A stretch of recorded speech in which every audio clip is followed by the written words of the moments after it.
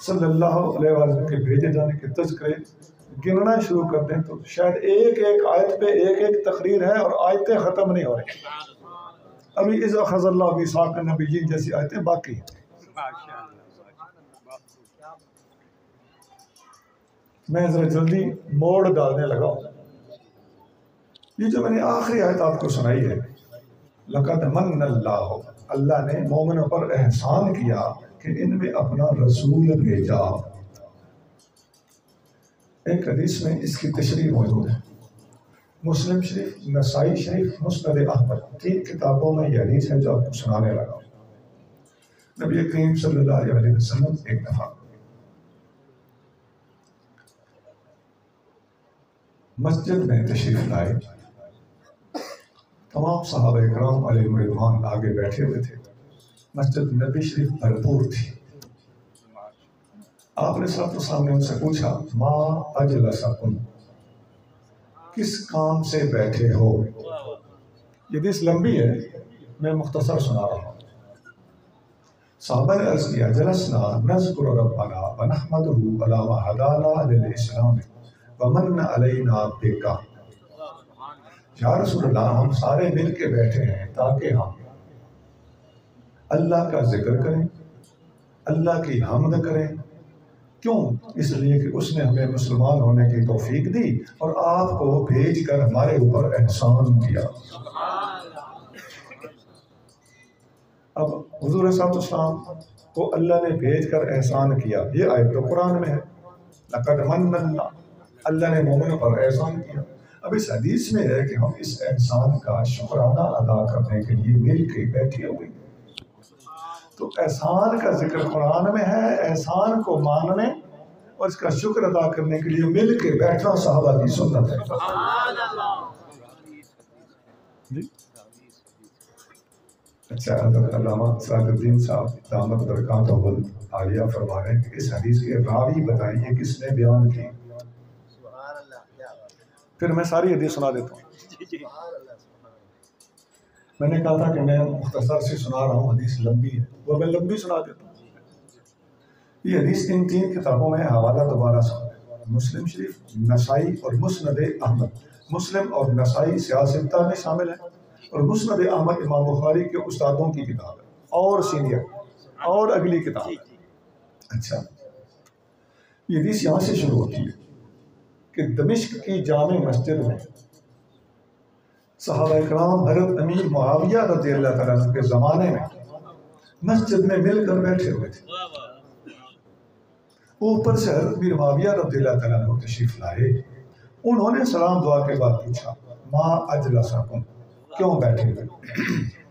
سب نے جواب دیا جلسنا نذکر ربنا، ہم اللہ کا ذکر کرنے کے لیے بیٹھے ہیں. ونحمدہ، اللہ کے حمد کرنے کے لیے بیٹھے ہیں.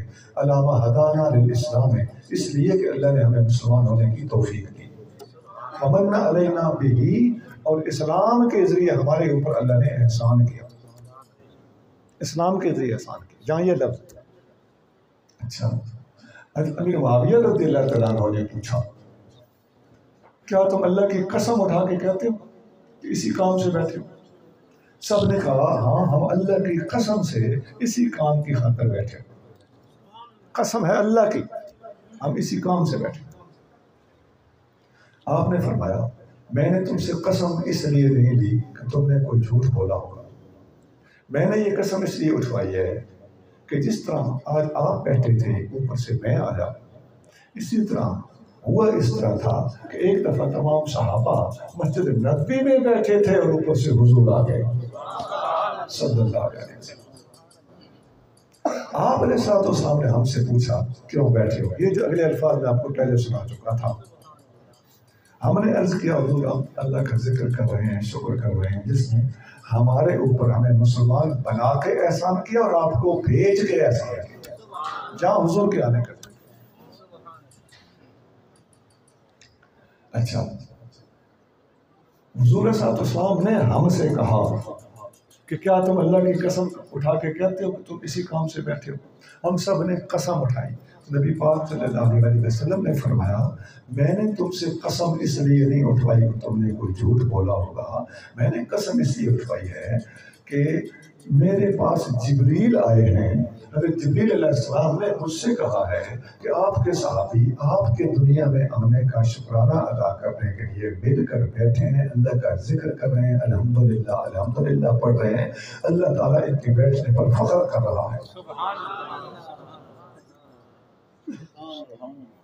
یہاں حدیث مکمل ہوتی ہے۔ اس حدیث پہ ذرا غور کیجیے۔ نمبر 1،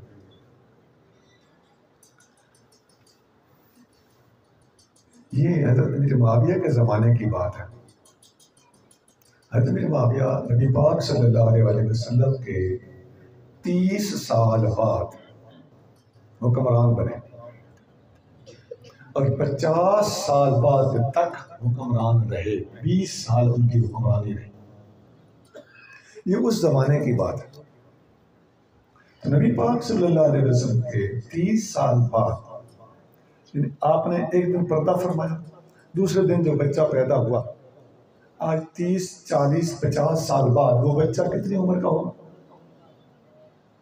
چلیں 30 اور 50 کے درمیان ایوریج 40 لگا، تقریباً وہ بچہ 40 سال کا ہوگا، تو 40 سال کا تو بچہ نہیں ہوتا۔ حضرت معاویہ رضی اللہ عنہ کے دوران حکومت وہ بچہ جو حضور کے صلی اللہ علیہ وسلم کے وصال کے فوراً بعد پیدا ہوا تھا، وہ 40 سال کا ہو چکا تھا، جو اس مجلس میں بیٹھے ہوئے تھے۔ صحابہ بھی تھے، کیونکہ آخری صحابی 110 میں فوت ہوئے، ابو طفیل، اور یہ تو ابھی 40 سال بعد کی بات ہے۔ تو صحابی بھی موجود، صحابہ کی اولادیں بھی 40 سال کی موجود، اور جو 40 سال کا بندہ ہوتا ہے اس کا بیٹا بھی 15-20 سال کا تو ہوگا، تو 15 10 سال کے ان کے آگے بیٹے بھی موجود۔ پتہ چل گیا یہ محفل صحابہ کی تھی، صحابہ کی اولادوں کی تھی، ان کی اولادوں کی بھی اولادیں موجود تھیں۔ اب یہ پوری حدیث دوبارہ دوہراؤ، پتہ چلتا ہے آج جو لوگ ہم سے پوچھتے ہیں یہ میلاد کی محفل، یہ مل بیٹھنا، یہ تذکرے، یہ قرآن سے ثابت کرو، حدیث سے ثابت کرو، صحابہ سے ثابت کرو، تابعین سے ثابت کرو، تبع تابعین سے ثابت کرو۔ مجھے یہ میسج بھی آیا تھا، یہ کہاں سے ثابت کرو گے؟ تو یہ اس ایک حدیث کے اندر ساری باتیں موجود ہیں۔ بات اللہ سے چلی ہے، جبریل تک پہنچی ہے، جبریل نے حضور کو آ کے اس پر خوشخبری سنائی ہے، حضور صلی اللہ علیہ وسلم نے خود اپنے صحابہ کے اس بیٹھنے پر کوئی شاباش اور تحسین دی ہے۔ تمام صحابہ موجود ہیں، صحابہ کے بعد امیر معاویہ کے زمانے میں صحابہ بھی ہیں، ان کی اولادیں بھی ہیں، ان کی اولادوں کی اولادیں بھی ہیں، اور فقیر نے اتنا مطالعہ کیا ہے۔ ایک طالب علم، میں نے میلاد شریف کی محفل کو ثابت کرنے کے لیے اتنی بھاری حدیث اور کو نہیں پڑھی، اور حدیثیں ہیں ایسی حدیث پڑھی جس میں باقاعدہ محفل ثابت ہے، اتنی بھاری حدیث۔ سنیت پر احسان ہے کہ نہیں؟ جس بندے نے یہ حدیث بیان کی ہے اس کا سنیت پر احسان ہے کہ نہیں؟ تمہارے پہلے یہ حدیث آپ نے سنا ہوگا، یہ 2-3 سال پہلے سے حدیث بیان نہیں ہوتی تھی۔ وجہ کیا ہے؟ ہم نے ساری ڈیڑھ پیڑ پھرولی، ہمیں پتہ چلا کہ انہیں میلاد مصطفیٰ ثابت ہو یا نہ ہو، انہوں نے اس بندے کا نام نہیں لینا جس نے حدیث بیان کی ہے۔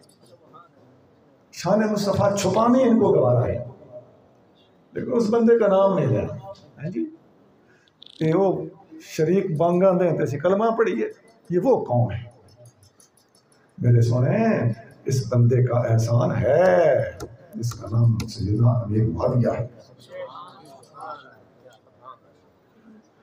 اچھا